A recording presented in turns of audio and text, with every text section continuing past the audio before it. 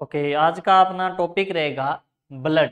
कि ब्लड क्या है, कहाँ बनता है, ठीक है, किस प्रकार का टिश्यू है ये, और इसके कंपोनेंट क्या क्या होते हैं, जिससे अपने से मैक्सिमम क्वेश्चन पूछे जाएंगे। तो उसके बेस पे अपने क्या इसकी स्टडी करेंगे कि जो इम्पोर्टेंट क्वेश्चन पड़ेगा उस टॉपिक को अपने अच्छे से करेंगे। तो ब्लड भी एक एग्जाम के पॉइंट ऑफ व्यू से बहुत इम्पोर्टेंट टॉपिक है। तो अगर ब्लड की स्टडी करने से पहले, ब्लड की स्टडी करते हैं उस ब्रांच को क्या बोलेंगे, पहले तो अपने को इस चीज का पता होना चाहिए। तो इसे बोलेंगे हिमेटोलॉजी। क्या बोलेंगे? हिमेटोलॉजी बोलेंगे। क्लियर। अब बात करते हैं कि ब्लड एक प्रकार का लिक्विड कनेक्टिव टिश्यू है। कैसा टिश्यू है? Liquid connective tissue. ब्लड एक प्रकार का क्या है? लिक्विड कनेक्टिव टिश्यू है। और उसके बाद अगर बात करें तो बॉडी के अंदर 7 से 8% जो टोटल बॉडी का वेट है वो किसका होगा? ब्लड का होगा। क्लियर। तो ये दो बातें ध्यान रखनी है, एक तो किस प्रकार का टिश्यू है? लिक्विड कनेक्टिव टिश्यू है, और टोटल बॉडी का कितना रहेगा? ये 7 से 8% तक रहता है। और ब्लड का अगर बात करें टेम्परेचर की, तो नॉर्मल बॉडी के टेम्परेचर से 1 डिग्री ज्यादा होता है। नॉर्मल बॉडी के टेम्परेचर से ब्लड का टेम्परेचर क्या रहेगा? 1 डिग्री ज्यादा रहता है। जैसे इसका नॉर्मल टेम्परेचर की अगर बात करें तो 38 डिग्री सेल्सियस तक इसका नॉर्मल टेम्परेचर है वो रहता है। क्लियर। उसके बाद अगर और बात करें अपने कि नॉर्मल वैल्यू पूछ ले कि ब्लड की नॉर्मल वैल्यू कितनी होती है, तो 5 से 6 लीटर तो होता है किसके अंदर? मेल में। किसमें होगा? मेल में। और 4 से 5 लीटर तक होगा ये किसमें? फीमेल के अंदर। फीमेल में कितना होगा? 4 से 5 लीटर। इतनी बातें याद रखनी है। उसके बाद अगर और बात करें अपने कि ब्लड की पीएच कितनी होती है, ये क्वेश्चन कई बार पूछा जाता है कि ब्लड की पीएच कितनी है। तो पीएच जो नॉर्मल बॉडी की पीएच होती है 7.35 टू 7.45 तक। तो ये ब्लड की क्या रहेगी? नॉर्मल पीएच रहेगी। तो इतनी बातों का अपने को ध्यान रखना है बेसिकली कि लिक्विड कनेक्टिव टिश्यू है, 7 से 8% टोटल बॉडी के वेट का होता है। ठीक है, अभी 1 डिग्री टेम्परेचर इसका ज्यादा होता है। और नॉर्मल वैल्यू की बात करें तो कितनी रहेगी? 5 से 6 लीटर तो किस में रहेगी? मेल में। और 4 से 5 लीटर किसके अंदर रहेगी? ये फीमेल के अंदर रहेगी। क्लियर। उसके बाद अगर और भी पूछ ले अपने से कि जैसे मान लो कि न्यूबॉर्न की कितनी रहेगी। अगर न्यूबॉर्न की बात करें तो न्यूबॉर्न की 80 टू 150 ml पर केजी। नॉर्मल वैल्यू न्यूबॉर्न के अंदर कितनी रहेगी? 80 टू 150 ml पर केजी बॉडी वेट के अकॉर्डिंग इसकी नॉर्मल वैल्यू रहेगी ब्लड की। क्लियर भाई। इतनी बातें अपने को ध्यान रखना है। उसके बाद और चीजें अगर देखें कि ब्लड के अंदर और क्या क्या कंपोनेंट होते हैं, तो ब्लड के अंदर जैसे मान लो ब्लड के अंदर और क्या क्या चीजें होती हैं, तो ब्लड के अंदर ग्लूकोज होता है,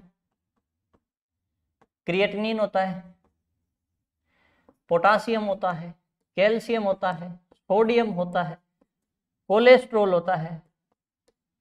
ये सारी चीजें ब्लड के अंदर होती है। तो इनकी भी नॉर्मल वैल्यू का अपने को पता होना चाहिए कि किसकी नॉर्मल वैल्यू कितनी रहती है। तो जैसे अगर बात करें अपने कि ब्लड के अंदर ग्लूकोज कितना होता है, तो ब्लड के अंदर नॉर्मली ग्लूकोज रहेगा 70 से 110 mg पर डीएल। 110 mg पर डीएल। डीएल का मतलब डेसीलीटर, और 1 डेसीलीटर में कितने ml होंगे? 100 ml। क्लियर। उसके बाद अगर बात करें क्रिएटिनिन, तो क्रिएटिनिन कितना रहेगा? यही 0.5 से लेके 1.5 तक रहता है। ठीक है अभी। और पोटासियम की बात करें तो ये 3.5 से लेके 5.1 मिली इक्विवेलेंट पर लीटर के हिसाब से भी हो सकता है। ठीक है भाई, इसकी ये वैल्यू होती है। कैल्शियम की बात करें तो 9 से 11 mg पर डीएल के हिसाब से होता है। पोटासियम की बात करें तो 135 से 145 तक होता है। कोलेस्ट्रॉल की बात करें तो ये ध्यान रहे 200 से कम ही होना चाहिए भाई। ठीक है, कितना होना चाहिए? 200 से कम। और भी वैल्यू काफी है जो नोट्स के अंदर डाली हुई होगी। हाँ, और वैल्यू डाली है, आयरन की भी डाली है, कॉपर की भी डाली है, ठीक है अभी प्लाज्मा प्रोटीन की भी डाली है, ये आपको नोट्स में से मिल जाएगी। और एक अपने देखते हैं बाइकार्बोनेट का लेवल, बाइकार्बोनेट कितना होता है, तो बाइकार्बोनेट 22 से लेके 27 तक होता है। ये ना आप छोटी सी रीडिंग है, ये देख लेना, नोट्स के अंदर भी दिया हुआ है, वो आप पढ़ लेना। उसके बाद नोट्स आपको इसके अंदर मिल ही जाएंगे, पीडीएफ भी है, दुरीना ऐप के ऊपर भी डाली हुई है, उस पीडीएफ के अंदर आपको मिल जाएंगे। उसके बाद बात करते हैं अपने फंक्शन, ब्लड के फंक्शन क्या क्या है, फंक्शन ऑफ ब्लड, कि ब्लड के फंक्शन क्या क्या रहेंगे। तो सबसे पहला अगर बात करें अपने फंक्शन, तो ट्रांसपोर्टेशन किसका रहेगा, ट्रांसपोर्टेशन,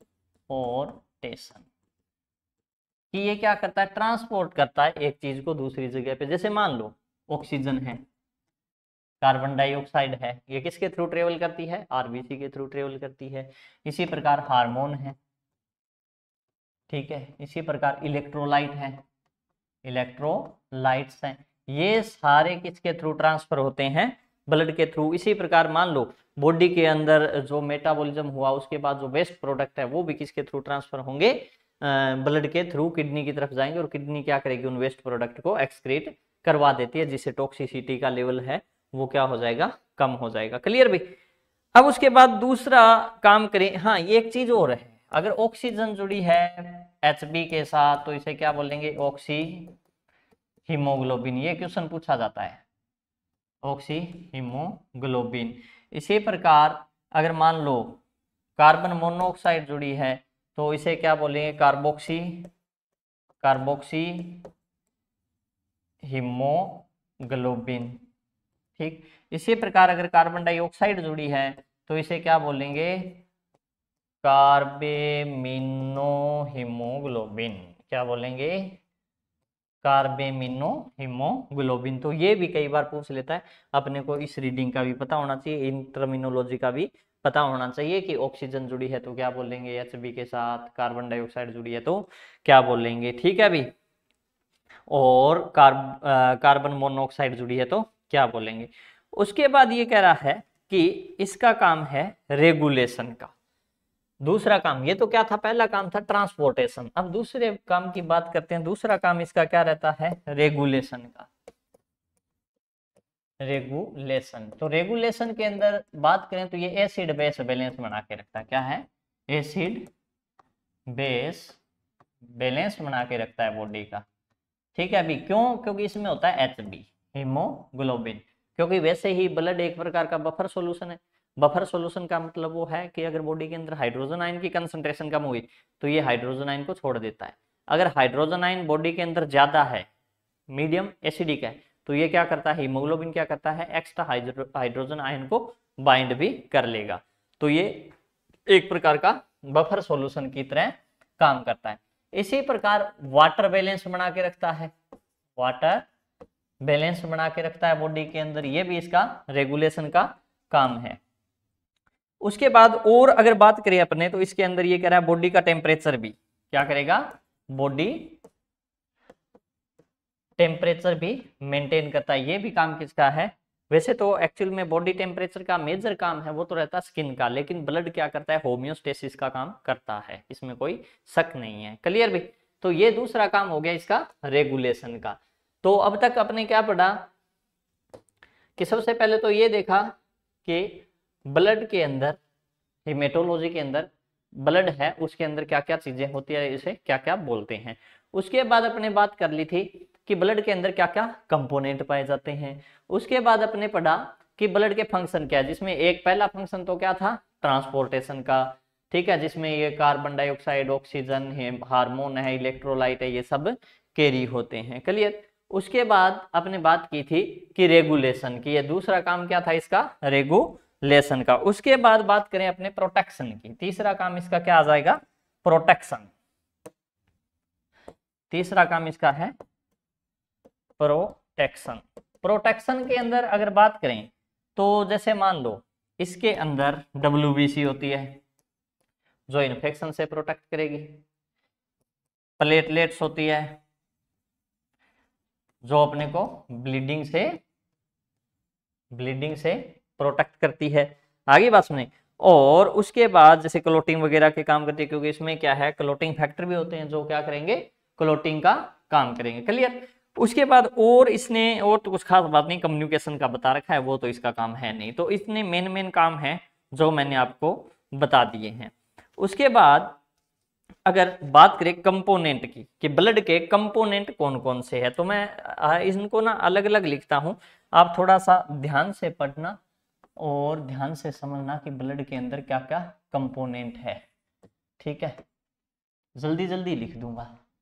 तो इसके अंदर सबसे पहले तो अगर बात करें ब्लड के कंपोनेंट में, तो ब्लड तो कितना हो गया, ब्लड होता है टोटल 8%। कितना होगा, 8%। अदर में इसने अदर टिश्यू डाल दिए। अदर टिश्यू की बात करें तो अदर टिश्यू होते हैं वो कितने रहेंगे, 92% रहेंगे। कितने रहेंगे, 92%। ठीक है, ये नोट्स के अंदर आपको इंडेक्स नहीं मिलेगी, जो अपने टाइपिंग वाले नोट्स है उसमें ये नहीं मिलेगी, ये इंडेक्स मेरी हैंड रिटन है। ठीक है, अब उसके बाद अगर बात करें अपने कि ब्लड जो 8% है उसके अंदर क्या क्या चीजें होती है, तो ब्लड जो 8% है उसके अंदर अपना रहेगा प्लाज्मा। क्या रहेगा, प्लाज्मा। प्लाज्मा कितने परसेंट होता है, 55%, जो छोटी क्लासों से अपने पढ़ते आए हैं। दूसरा रहता है अदर सोल्यूट सेल। सेल कितनी होगी, 45%, जो आरबीसी डब्ल्यूबीसी प्लेटलेट्स वगैरह हैं वो रहेगी। क्लियर। उसके बाद अगर सेल की बात करें तो सेल के अंदर आ जाएगी अपनी कौन कौन सी, सेल के अंदर आ जाएगी एक तो आरबीसी। नॉर्मल वैल्यू इसके अंदर जगह नहीं है, लिख नहीं पाऊंगा। ठीक है, नॉर्मल वैल्यू 4.8 से लेके 5.4 तक होती है इसकी। फिर है डब्ल्यूबीसी। डब्ल्यूबीसी की भी लगभग 4 से 10,000 तक नॉर्मल वैल्यू होती है। उसके बाद है प्लेटलेट्स। तो प्लेटलेट्स की अगर बात करें तो ये भी लगभग 2 से 4 लाख या 1.5 से 4 लाख तक होती है। क्लियर भाई।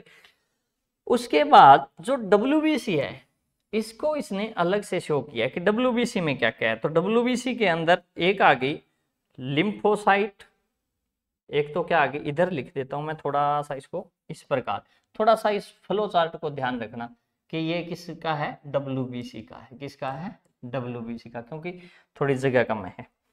अब देखो इसके अंदर सबसे पहले बात करें न्यूट्रोफिल, न्यूट्रोफिल्स। फिर है इयोसिनोफिल, इयोसिनोफिल्स। उसके बाद आ गई मोनोसाइट। कौन सी, मोनोसाइट। उसके बाद आ गई बेजोफिल, बेजोफिल्स। और एक मैं यहां लिख देता हूं लिम्फोसाइट। कौन सी, लिम्फोसाइट। ठीक। अब देखो जो लिम्फोसाइट है वो 2 प्रकार की है। लिम्फोसाइट कितने प्रकार की होती है, 2 प्रकार की होती है, जिसके अंदर क्या क्या आता है, एक तो टी लिम्फोसाइट, एक होती है बी लिम्फोसाइट। दिख रहा है, हाँ ठीक है, यहां तक दिख रहा है। एक तो टी लिम्फोसाइट होती है और एक कौन सी होगी, बी लिम्फोसाइट सेल होगी। इन सेल की आपने अलग अलग स्टडी करेंगे, आगे पूरा डिटेल से बताऊंगा। लेकिन जो न्यूट्रोफिल है वो 2 प्रकार की होती है। न्यूट्रोफिल कितने प्रकार की होगी, 2 प्रकार की। ठीक है, एक तो न्यूट्रोफिल होती है ओल्ड न्यूट्रोफिल। कौन सी, ओल्ड न्यूट्रोफिल्स। एक होती है यंग न्यूट्रोफिल। कौन सी, यंग न्यूट्रोफिल्स, जिसे बैंड भी बोलते हैं। क्या बोलेंगे, बैंड। आगे बात सुने, क्लियर भी। अब देखो इतना कंपोनेंट है ब्लड का, जिसके अंदर मैंने क्या क्या बताया, ब्लड के अंदर की प्लाज्मा होती है और सेल होती है। ठीक है, अब सेल के अंदर मैंने बता दिया आरबीसी डब्ल्यूबीसी प्लेटलेट होती है। लेकिन ये जो डब्ल्यूबीसी है वो भी 2 प्रकार की होती है, एक ग्रेन्युलोसाइट भी होती है और ग्रेन्युलोसाइट भी होती है। तो उस डब्ल्यूबीसी के अंदर कौन कौन सी, न्यूट्रोफिल, इयोसिनोफिल, मोनोसाइट, बेजोफिल और लिम्फोसाइट सेल प्रेजेंट होती है। कौन सी, लिम्फोसाइट सेल।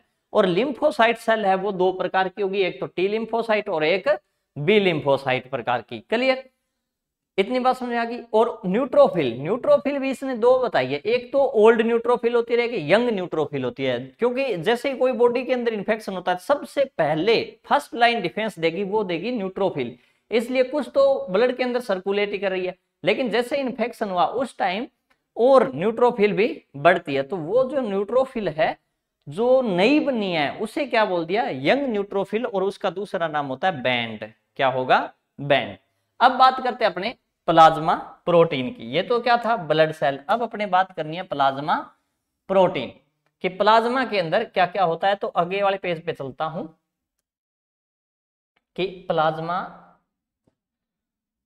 की बात करते हैं। प्लाज्मा सबको पता है 55% तक ही होता है प्लाज्मा, ठीक। अब ये प्लाज्मा है, इसके अंदर भी देखो क्या क्या होता है। तो प्लाज्मा के अंदर प्रोटीन होता है। क्या होगा, प्रोटीन होगा, और बात करें वाटर होगा, अदर सोल्यूट होंगे, और वाटर होगा, और अदर सोल्यूट भी होते हैं इसके अंदर। प्लाज्मा में अदर सोल्यूट भी होते हैं। क्लियर भी। अब देखो प्रोटीन की अगर बात करें कि प्लाज्मा के अंदर कौन कौन से प्रोटीन पाए जाते हैं, तो प्लाज्मा के अंदर एक तो होता है एल्ब्यूमिन, एक होता है ग्लोब्यूलिन, एक होता है फाइब्रिनोजन। कौन सा होगा, फाइब्रिनोजन। आगे बात समझ में।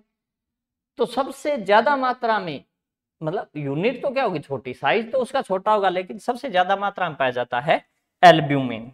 ठीक है, सबसे ज्यादा मात्रा में क्या पाया जाएगा, एल्ब्यूमिन। उसके बाद अदर सोल्यूट के अंदर अगर बात करें वाटर, पहले वाटर की बात कर लेते हैं। तो प्लाज्मा के अंदर 91 या 92% तक क्या होता है, वाटर होता है प्लाज्मा के अंदर।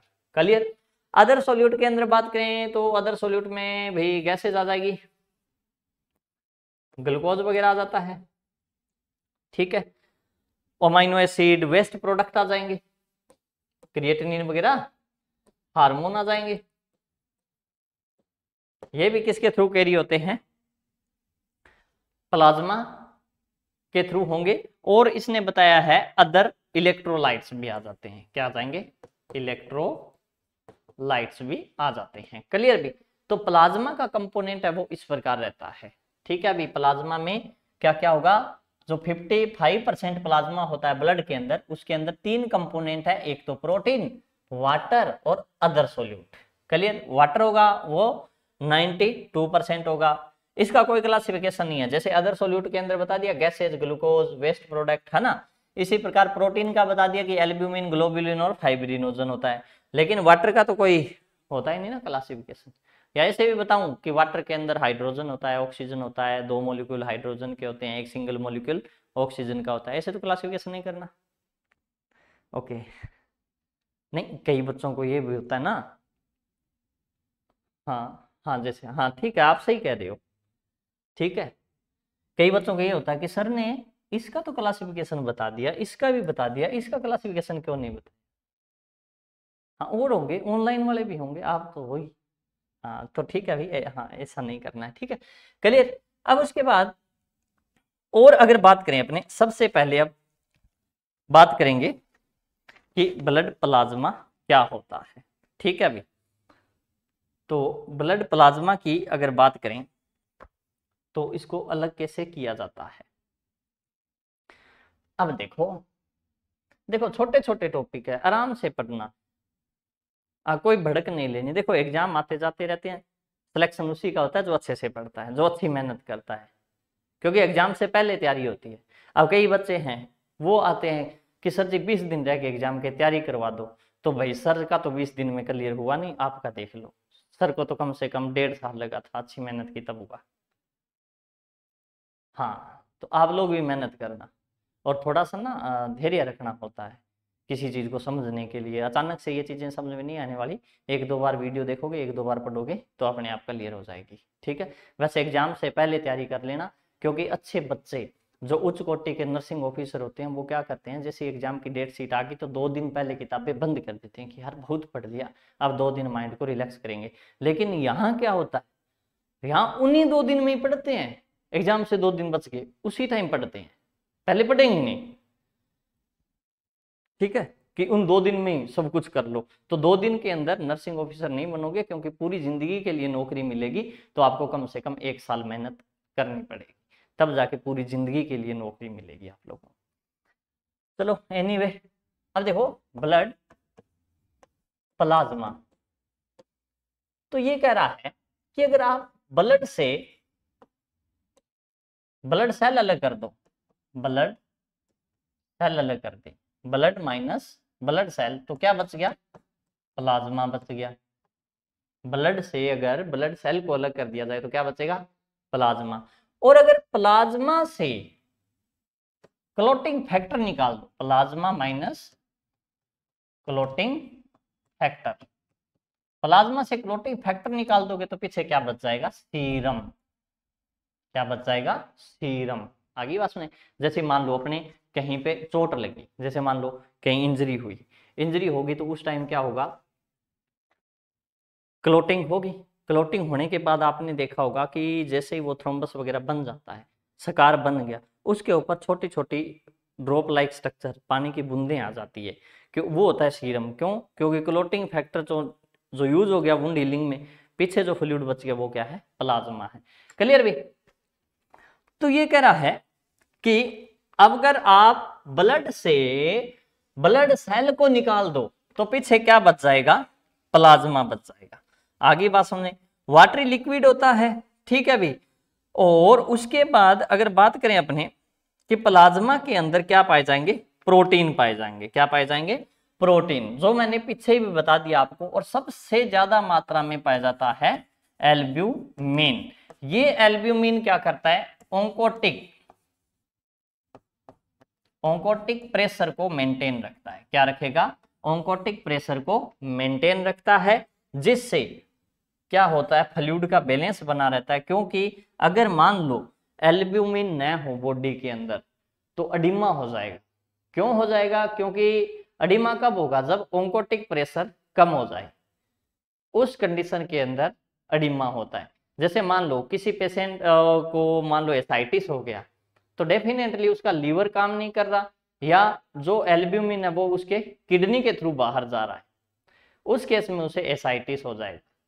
इसलिए उसे प्लाज्मा एक्सपेंडर देने पड़ते हैं, एल्ब्यूमिन देना पड़ेगा, ताकि उसके अंदर ओंकोटिक प्रेशर मेंटेन रहे। और एल्ब्यूमिन सबसे ज्यादा मात्रा, मोस्ट अबंडेंट प्लाज्मा प्रोटीन है, सबसे ज्यादा मात्रा में पाया जाता है, और साइज इसका छोटा होता है।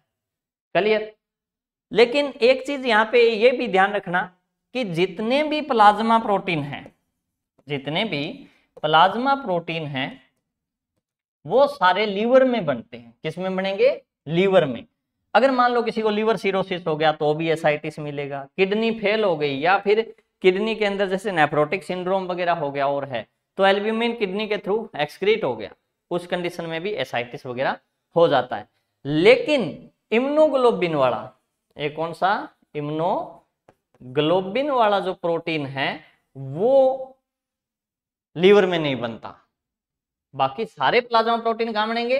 लीवर में। लेकिन इम्यूनोग्लोबिन वाला प्लाज्मा जो प्रोटीन है वो हमेशा बोन मैरो में बनता है। ठीक, इतना ध्यान रखना कि बाकी सारे प्लाज्मा प्रोटीन कहां बनेंगे? लीवर में। लेकिन इम्यूनोग्लोबिन वाला कहां बनेगा? कहां बनेगा? अरे बोन मैरो के अंदर, अभी तो बताया, रेड बोन मैरो के अंदर। ठीक है, क्लियर भाई? उसके बाद अगर बात करें ब्लड सेल की, तो ब्लड सेल के अंदर सबसे पहले बात कर लेते हैं अपने ब्लड सेल में। ब्लड सेल के अंदर सबसे पहले बात करेंगे अपने RBC. RBC, red blood cell, लाल रक्त कणिकाएं, कॉर्पुल्स बोलते हैं इसे। ठीक है अभी, RBC, red blood cell. Clear भी? अब रेड ब्लड सेल का दूसरा नाम होता है अरिथ्रोसाइट। क्या होगा? अरिथ्रोसाइट होता है। क्लियर? और आरबीसी के फॉर्मेशन को क्या बोलेंगे? अरिथ्रोपोएसिस। क्या बोलेंगे? अरिथ्रोपोएसिस। देखो आरबीसी के, क्या हुआ, दिख नहीं रहा क्या? रेड कलर दिखता नहीं है भाई, मैंने तो आरबीसी सोच के रेड कलर लिया, लेकिन ये दिख ही नहीं रहा। चलो कोई बात नहीं। देखो ब्लड फॉर्मेशन को तो क्या बोलते हैं अपने? हीमोपोएसिस। क्या बोलेंगे? हीमोपोएसिस। और आरबीसी के फॉर्मेशन को क्या बोलेंगे? एरिथ्रोपोएसिस। क्या बोलेंगे? एरिथ्रोपोएसिस। और ये जो ब्लड सेल का फॉर्मेशन है, हीमोपोएसिस है, ये होता कहां पे है? ये होगा रेड बोन मैरो में। अब इसके भी अलग अलग कंपोनेंट होते हैं। जैसे मान लो फर्टिलाइजेशन हुआ तो इंट्रायूट्राइन के अंदर जब तक है तो सबसे पहले योग सैक में बनेगा, उसके बाद लीवर और स्प्लीन में बन जाता है, उसके बाद स्केलेटल जो बोन होती है उनके अंदर बन जाएगा 6 महीने बाद आफ्टर फर्टिलाइजेशन। फिर जैसे डिलीवरी हुई, वो बड़ा हुआ 20 साल तक, तो लगभग सभी बोन में होता है। बाद में क्या, ओनली जो लॉन्ग बोन बचती है उनमें हो जाता है। ये जो है टॉपिक ही आगे आएगा, तब मैं करवा दूंगा आपको। आगे आ ही रहा है, अगले पेज पे ही है, कोई बात नहीं, वहां करवा दूंगा। तो सबसे पहले अपने आरबीसी की बात करेंगे। तो आरबीसी के अंदर नॉन न्यूक्लिएटेड होती है। क्या होती है? Non nucleated. आरबीसी के अंदर न्यूक्लियस नहीं होता। ठीक है भाई, आरबीसी के अंदर न्यूक्लियस नहीं होता है। क्लियर? और ये बाई कनकेव शेप की होगी, बाई कनकेव शेप की होती है। बाई कनकेव बोले तो इस प्रकार होती है, बिल्कुल फ्लेक्सिबल। और इसके अंदर 33% जो वेट है इसका, या 33% पार्ट के अंदर क्या होता है? हीमोग्लोबिन होता है। क्या होगा?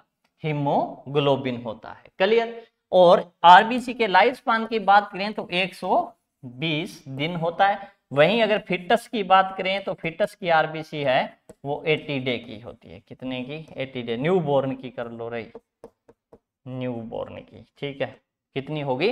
80 दिन तक इसकी लाइफ स्पान होती है। और इसका जो डायमीटर है वो 7, डायमीटर कितना होगा इसका? 7 म्यू एम, माइक्रोन मीटर, बहुत छोटी होती है। और इस प्रकार होती है, बिल्कुल फ्लेक्सिबल होती है, जिससे ये माइनर ब्लड वेसल में से ही क्या है? गुजर जाती है। लेकिन 120 दिन के बाद क्या है, जो इसकी मेम्ब्रेन है उसकी फ्लेक्सिबिलिटी नहीं रहती। जैसे ही उसकी फ्लेक्सिबिलिटी नहीं रहती तो वो स्प्लीन में जाएगी। स्प्लीन में जाते ही, जैसे मान लो ये स्प्लीन है, ठीक है, स्प्लीन में आरबीसी आई, ठीक है, इस प्रकार घूमती घूमती यहां पे आ गई। अब क्या, एग्जिट नहीं हो पाई। क्यों? क्योंकि इसकी फ्लेक्सिबिलिटी 120 दिन के बाद रहती नहीं, तो ये आरबीसी इसके अंदर स्टे कर लेती है। किसमें? स्प्लीन में। फिर रेड आ गया क्या? हाँ, तो आप बता दिया करो ना। अब दिख रहा है? ओके। अब देखो, स्प्लीन के अंदर 120 दिन के बाद आएगी तो उसकी फ्लेक्सिबिलिटी नहीं रहती, तो ये स्प्लीन के बाहर जा नहीं पाएगी, स्प्लीन के अंदर ही रह जाती है। स्प्लीन के अंदर क्या होता है भाई? लिम्फोसाइट सेल होती है, लिम्फोसाइट सेल। क्योंकि स्प्लीन सबसे बड़ा लिम्फोइड ऑर्गन है ना, ब्लड बैंक भी बोलते हैं इसे ह्यूमन बॉडी का। स्प्लीन के अंदर लिम्फोसाइट सेल होगी, वो क्या करेगी? इससे इसका फैगोसाइटोसिस कर लेगी। क्या कर लेगी? फैगोसाइटोसिस। फैगोसाइटोसिस का मतलब इंगल्फमेंट कर लेगी और वहीं डिस्ट्रॉय कर देती है। इसलिए स्प्लीन को क्या बोलते हैं? Graveyard of RBC. क्या बोलते हैं? Graveyard of RBC. आरबीसी का कब्रिस्तान बोलते हैं। क्या बोलेंगे? आरबीसी का कब्रिस्तान। की 120 दिन के बाद आरबीसी कहां जाती है? Lymphoid organ. किसके अंदर? लिम्फोइड ऑर्गन बोले तो किसके अंदर जाएगी? लिम्फोइड ऑर्गन बोले तो स्प्लीन के अंदर जाएगी। और स्प्लीन के अंदर जाते ही ये क्या करेगी? 120 दिन के बाद इससे बाहर नहीं निकलेगी, जिससे ये डैमेज हो जाएगी।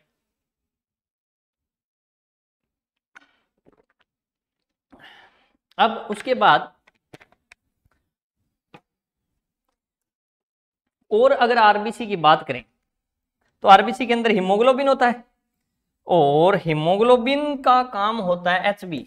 नॉर्मल वैल्यू अगर बात करें न्यूबॉर्न के अंदर, न्यूबॉर्न के अंदर होता है 25 mg पर DL के हिसाब से। फिर अगर अडल्ट के अंदर बात करें तो अडल्ट के अंदर ये रह जाता है 14 से 16 ग्राम जी, mg नहीं, ग्राम में होता है। ठीक है भाई, ठीक है, ग्राम के अंदर होता है ये। ठीक है, और फीमेल के अंदर ये थोड़ा सा कम होता है, बस इतना ही फर्क है। क्लियर भी? न्यू बोर्न के अंदर ये सबसे ज्यादा होता है, और न्यू बोर्न की आरबीसी का लाइफ टाइम भी कम होता है, वो जल्दी टूटती है, और हीमोग्लोबिन भी ज्यादा होता है, इसलिए वो हीमोग्लोबिन भी जल्दी टूट जाता है, इसलिए उनको क्या है, जॉइंटिस वगैरह फिजियोलॉजिकल जॉइंटिस होने के चांस बढ़ जाते हैं। क्लियर? उसके बाद ये कह रहा है कि हीमोग्लोबिन के अंदर क्या है, तो ध्यान रहे 33% पार्ट किसका है, एचबी का है आरबीसी में, और इस एचबी के साथ होता है फेरस, आयरन होता है, क्या होता है, आयरन, और एक फेरस का मॉलिक्यूल क्या करेगा, 4 ऑक्सीजन के मॉलिक्यूल को कैरी करता है, जिससे क्या है, ऑक्सीजन सप्लाई होती है। एक आयरन का मॉलिक्यूल क्या करेगा, 4 ऑक्सीजन के मॉलिक्यूल को कैरी करता है। क्लियर? उसके बाद इसका जो नॉर्मल वेट वगैरह बताया है कि कितना है, 3.34, ये कुछ नहीं है, ठीक है, पोरफायरिन पिगमेंट होता है, ये बात ठीक है। क्लियर भी? उसके बाद बात करते हैं अपने हिमेटोक्रिएट की, किसकी, हिमेटोक्रिएट वर्ड होता है एक, जो आपने सुना ही होगा, हिमेटोक्रिएट,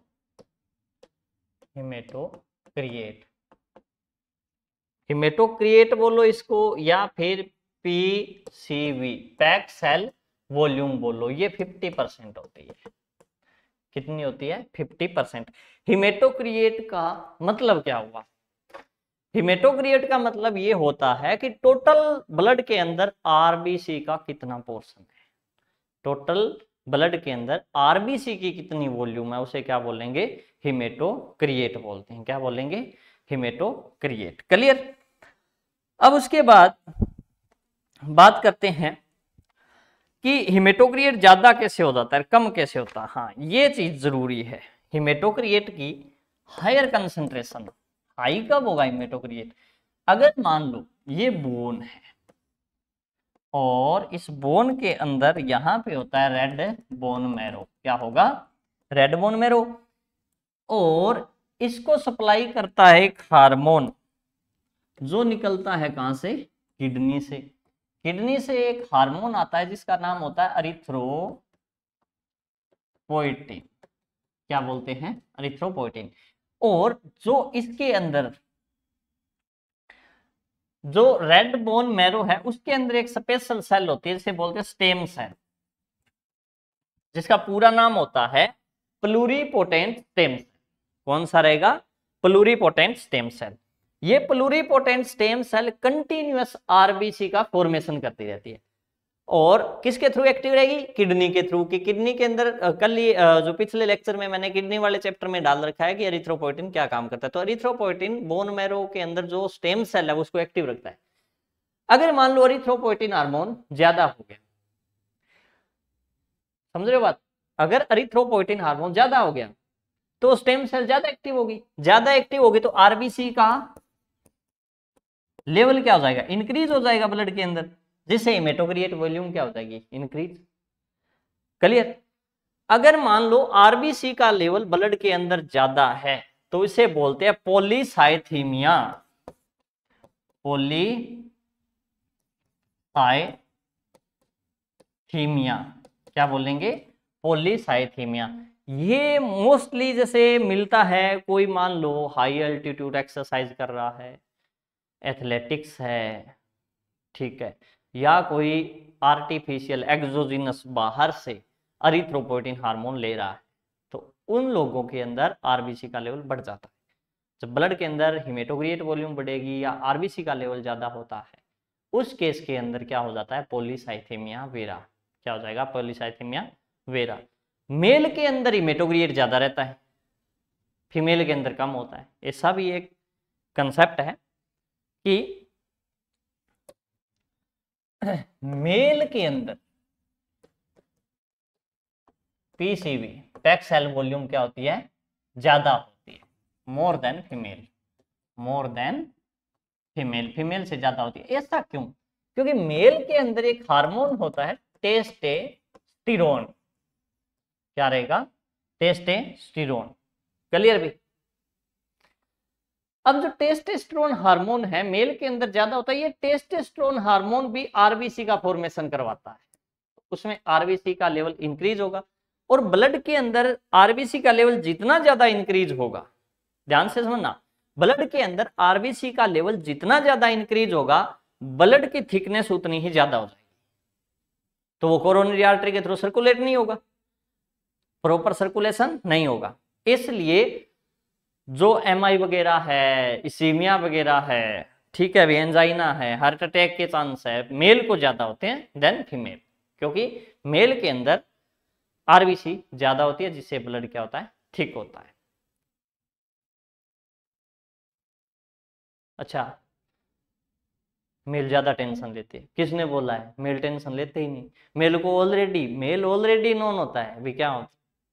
अच्छा फीमेल, अच्छा वाइफ झगड़ा करेगी, ऐसा कुछ नहीं होता। मेल जैसे ही शाम को आता है, उसके पहले ही प्रिपरेशन होता है कि आज क्या होने वाला है, क्या है, वो अपने हिसाब से एडजस्ट कर देता है।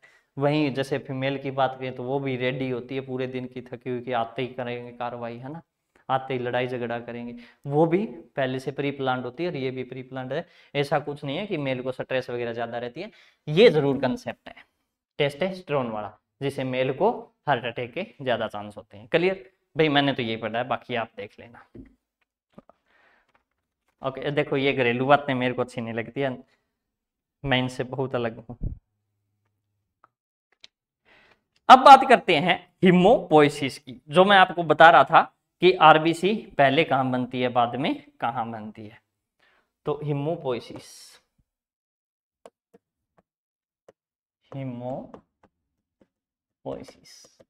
हीमोपोइसिस का मतलब है ब्लड फॉर्मेशन। ब्लड फॉर्मेशन को क्या बोलते हैं? हीमोपोइसिस बोलते हैं। अब ये देखना है कि ये हीमोपोइसिस जिसके अंदर आरबीसी, डब्ल्यूबीसी, प्लेटलेट सभी बनती है, इनकी साइट कहां होती है? सबसे पहले बनता है ये योग सैक में, ये ध्यान रखना भाई, योग सैक, क्योंकि यहां से एक क्वेश्चन आएगा, समझ गए। बाकी पेपर में 99 नंबर आपके चाहे नए आए, ये एक नंबर आना चाहिए, अच्छा वो भी जरूरी है। ओके, योग सैक के अंदर शुरू वाले 2 मंथ,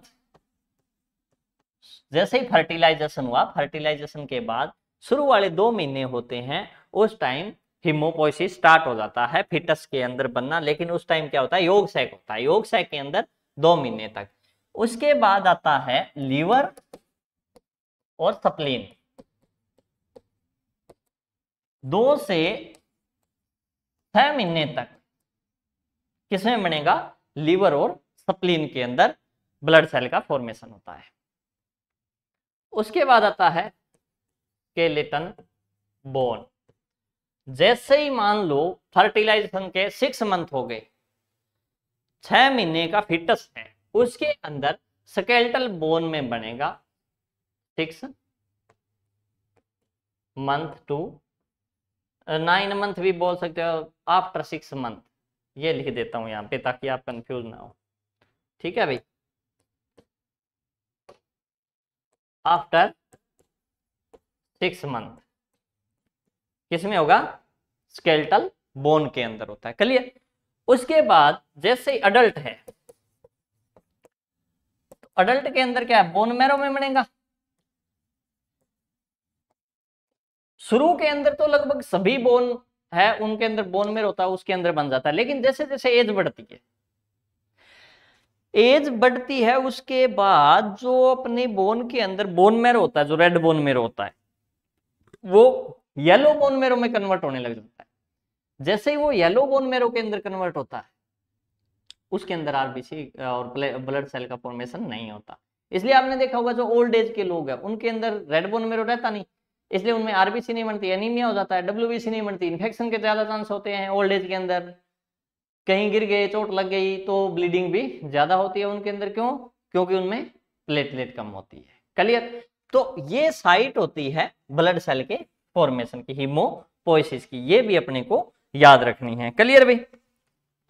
उसके बाद अगर बात करें कि यहां से जो सेल निकलती है, जैसे रेड बोन मैरो से जो आरबीसी निकलेगी वो इमेच्योर होती है, बाद में ब्लड के अंदर आने के बाद वो मेच्योर होती है सर्कुलेशन के बाद, तो उनको मेच्योर कौन कराता है? इसी प्रकार डब्ल्यूबीसी बोन मैरो से निकल गई, उसके बाद मेच्योर कौन कराएगा? प्लेटलेट है, उसको मेच्योर कौन करवाएगा? तो इसके अंदर देखो, तो इसके अंदर बात करें तो ये कह रहा है कि एरिथ्रोपोइटिन तो क्या करेगा? आरबीसी का लेवल बढ़ा देगा, लेकिन थ्रोम्बोपोइटिन होता है, थ्रोम्बोपोइटिन ये सीक्रेट होता है लीवर से। थ्रोम्बोपोइटिन लीवर में बनता है, जो क्या करता है? प्लेटलेट को मेच्योर करवाएगा, प्लेटलेट्स को मेच्योर करवाता है। आगे बात है, मेच्योर की स्पेलिंग भाई ये लिख देता हूं रे, दोबारा से लिख देता, कोई बात नहीं।